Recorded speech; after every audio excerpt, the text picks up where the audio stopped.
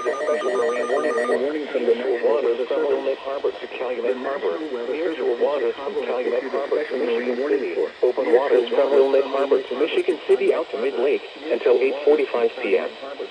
At 7:12 p.m., a squally line of showers capable of producing waterspouts extended from 12 nautical miles east of Wilmette Harbor to 10 nautical miles northwest of Michigan City, moving south at the scene.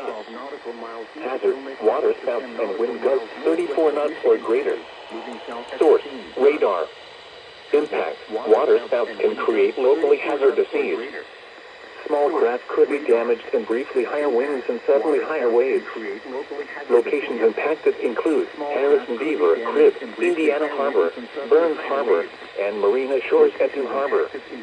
Waterspouts can easily overturn boats and create locally hazardous seas.